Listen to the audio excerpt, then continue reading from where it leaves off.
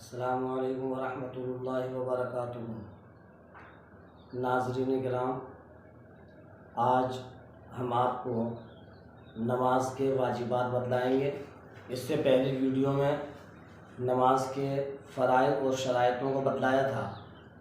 अब नमाज के वाजिबात, अगर इनमें से एक भी वाजिब हमारा छूट जाएगा तो नमाज नहीं होगी। और सजदे सहव क्या चीज़ है उसको भी बतलाएंगे, और सजदे सहव कब होता है इसको भी बतलाएंगे। इससे पहले मेरी दरख्वास्त है कि अगर अभी तक आप लोगों ने मेरे चैनल को सब्सक्राइब नहीं किया तो उसको सब्सक्राइब करें, ताकि अच्छी और दीनी मालूमात की वीडियो अपलोड होकर आसानी से आप लोग तक पहुंच सकें। आप जुड़ जाएंगे, आपके पास आसानी से हमारी जो वीडियो अपलोड होगी वो आप तक पहुंचेगी।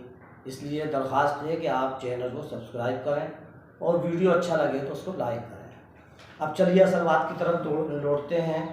नमाज के वाजिबात 14 हैं, ध्यान में रखना। बहुत आसान है, अगर हम उसको याद करना चाहें तो याद भी कर सकते हैं। नमाज के वाजिबात 14 हैं। सबसे पहला वाजिब जो है सूरह फातिहा का पढ़ना। सूरह फातिहा हम और आप सभी जानते हैं। अल्लाहु अकबर कहकर जो हाथ बांधते हैं और फिर सना पढ़ते हैं, और आऊज़ु बिल्लाह बिस्मिल्लाह पढ़ने के बाद जो हम सूरह फातिहा पढ़ते हैं, तो सबसे पहले सूरह फातिहा का पढ़ना।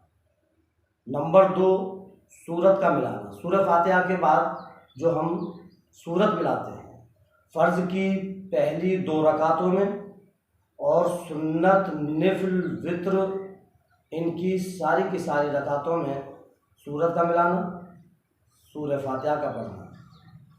और फ़र्ज़ की पहली 2 रकातों में मिलेगी, और सुन्नत और नफिल और वित्र में सारी की सारी रकात 4 रकात वाली हो, या 2 रकात वाली हो, या 3 रकात वाली हो।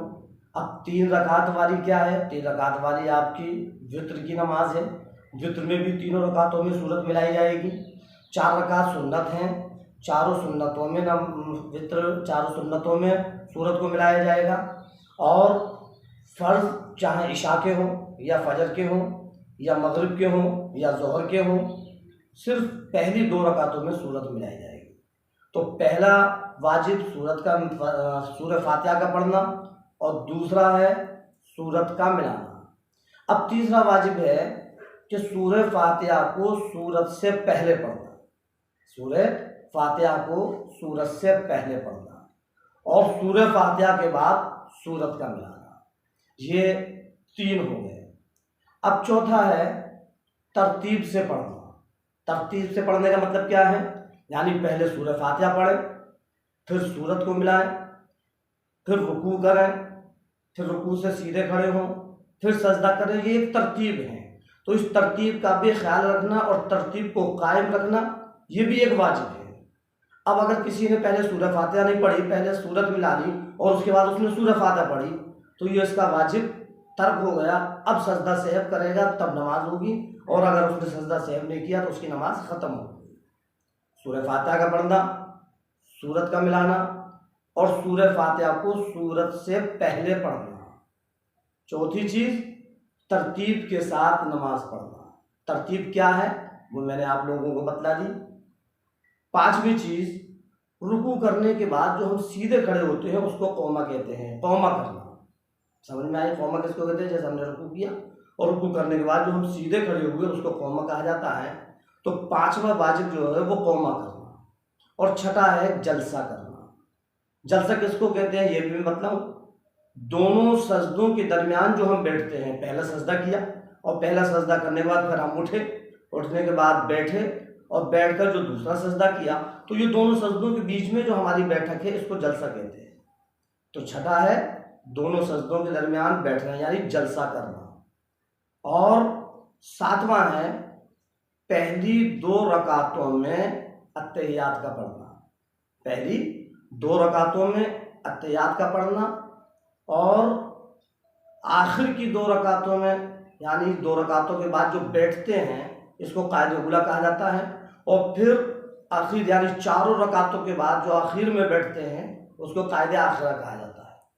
अब अगर 2 रकात वाली नमाज है, जैसे फजर की नमाज है, तो कायदे आखिरा वही 2 रकातों पर हो जाएगा। और अगर 4 रकात नमाज है या 4 रकात वाली नमाज है या 3 रकात वाली नमाज है तो उसमें पहली 2 रकातों पे जो बैठेंगे वो कायदे उला होगा और फिर आखिरी रकात पर जो बैठेंगे वो कायदे आखिरा होगा।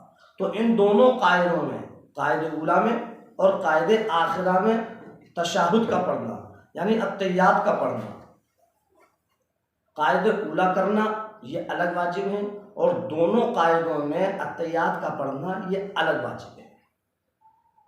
समझ में आई? फिर देखें, सूरह फातिहा का पढ़ना, सूरत का मिलाना, सूरह फातिहा को सूरत से पहले पढ़ना, तरतीब से पढ़ना, तौमा करना, जलसा करना, कायदे उला करना और दोनों कायदों में अत्तहियात का पढ़ना, ये 7-8 हो गई। अब नमा है तादील अरकान करना। तादील अरकान का मतलब क्या है? हर अरकान को इत्मीनान से करना। ये नहीं है कि हमने रुकू किया, रुकू कर दिया, एकदम फौरन सजदे में गए, सही तरीके से सजदे से हमने सर उठा नहीं पाए, बैठ नहीं पाए, वहीं के वहीं मुर्गे जैसी खोंट मारी, फिर दूसरा सजदा वहीं के वहीं कर दिया, फिर जल्दी उतरे, फिर सीधे खड़े हो गए। नहीं, ये भी एक वाजिब है। अगर हम इतनी जल्दी जल्दी अरकान को करेंगे तो हमारा वाजिब तर्क हो जाएगा और वाजिब तर्क होने के बाद अगर हमने सजदा सहव नहीं किया तो हमारी नमाज ख़त्म हो जाएगी, ख़राब हो जाएगी। इसलिए इसको भी ख्याल रखें कि तादील अरकान, अरकानों को इत्मीनान से मुतमईन होकर खूब आराम से उसको अदा करना, जल्दी नहीं करना उसमें। और फिर नवा लफ्ज़ सलाम से नमाज को ख़त्म करना। जब हमारी नमाज मुकम्मल हो गई तो हम अस्सलामु अलैकुम वरहमतुल्लाह, अस्सलामु अलैकुम वरहमतुल्लाह, दोनों तरफ जो हमने सलामों को फेरा इसको लफ्ज़ सलाम कहते हैं। तो लफ्ज़ सलाम से अपनी नमाज को ख़त्म करना। 11वां है इमाम को मगरिब, इशा और फजर की नमाज में जहर करना, यानी जोर से 2 रकात, पहली 2 रकात जो फ़र्ज़ की पहली 2 रकातें हैं उसमें ज़ोर से बुलंद आवाज़ से पढ़ना और आखिर की 2 रकातें हैं उसमें खामोशी से पढ़ना। ये भी एक वाजिब है। इशा, फजर और मगरिब, ये 3 नमाजों में पहली फ़र्ज़ की पहली 2 रकातों को ज़ोर से पढ़ेंगे और आखिर की 2 रकातों को आहिस्ता पढ़ेंगे। ये इमाम के लिए है। मुक्तदी के लिए तो चारों के चारों रकातें खामोशी से पढ़ना है, ज़ोर से पढ़ना नहीं है। लेकिन अगर कोई इमामत कर रहा है तो इमाम के लिए ये है कि पहली 2 रकातों को ज़ोर से यानी जहर करना और आखिर की 2 रकातों में आहिस्ता से पढ़ना, आराम से, आहिस्ता से, खामोशी से पढ़ना।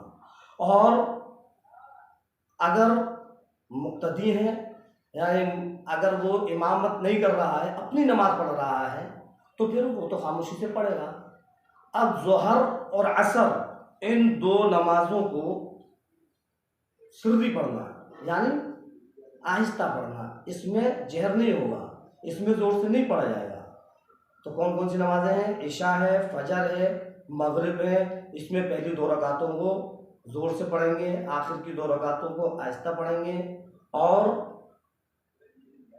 ज़ोहर है, असर है, इसमें 4 रकात हैं, चारों रकातों को आहिस्ता पढ़ेंगे। सिर्री नमाज उसको बोलते हैं, आहिस्ता नमाज पढ़ना, ये अलग वाजिब है।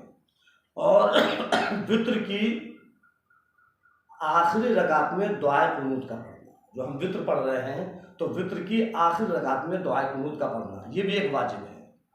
ईदैन की जो नमाज़ें होती हैं, ईदैन की नमाज़ों में 6 ज़ायद तकबीर का पढ़ना, वो तो साल में एक बार आती है, जहन में भी नहीं रहती, तो इसको जहन में रखें कि ये भी एक वाजिब है। अगर उन 6 ज़ायद तकबीर हैं उनमें से अगर हमारी एक भी तकबीर रह गई तो फिर हमारी नमाज नहीं होगी। और सबसे आखिरी जो वाजिब है, 14वां जो वाजिब है, वो फ़र्ज़ की पहली 2 रकातों को सूरत के लिए मुकर्रर करना, यानी पहली 2 रकातों में सूरत मिलाएंगे और आखिर की 2 रकातों को बग़ैर सूरत के पढ़ेंगे, खाली पढ़ेंगे। ये 14 फ़र्ज़ हैं। इन 14 फ़र्ज़ों को ध्यान में रखें, यही मुझको बतलाना था। अल्लाह रब्बुल इज़्ज़त हम सबको कहने और सुनने ज़्यादा अमल करने की तौफ़ीक़ अता फ़रमाए।